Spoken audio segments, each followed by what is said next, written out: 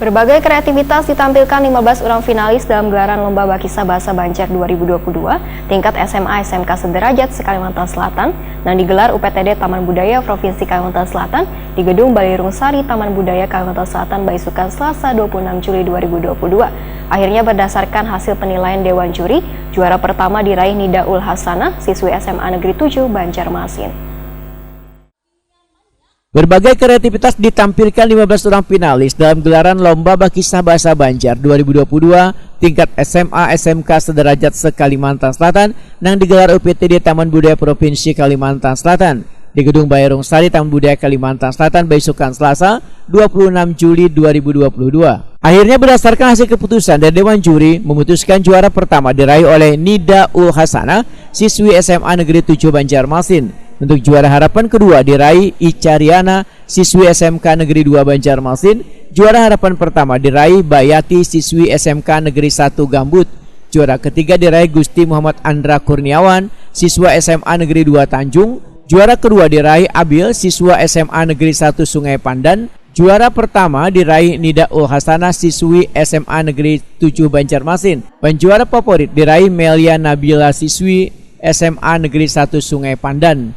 Juara pertama Lomba Bakisah Bahasa Banjar 2022, Nida Ul Hasanah Wetakuni Prima TV merasa senang meskipun sempat gugup karena harus tampil menjadi peserta nomor terakhir.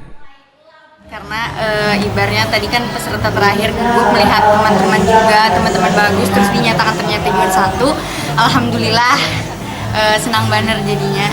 Nah, tadi dalam penampilannya membawakan kisah apa sih judulnya? Cerita Loksinaga. Tentang apa itu? Jadi ceritanya itu tentang dua suami istri. Jadi dia itu bekerja sehari-hari menangkap ikan di sungai. Namun suatu hari dia menemukan sebuah telur yang besar. Namun awalnya dia ingin membuang, tapi karena selalu berbalik kepada dia, jadi orang tua ini mengambilnya. Ternyata setelah dimakan mereka berubah menjadi naga dan akhirnya mereka mengalahkan naga putih, tapi tidak kembali lagi menjadi wujud manusia, melainkan masih menjadi naga. Dan akhirnya sungai yang di tempat itu menjadi Loksinaga. Gitu. Udah berapa kali ini ikut lomba seperti ini? Sebenarnya udah lama, sejak SD ikut lomba bercerita terus, tapi sebenarnya bukan lomba bercerita aja, masih banyak lomba lain, cuma memang lomba bercerita ini memang yang lebih ditekuni aja. Kenapa sih milih tertariknya dengan bahasa Banjar? Karena bahasa Banjar ini kan enak ya bicaranya, karena memang orang Banjar juga, jadi untuk menyampaikannya lebih mengena aja.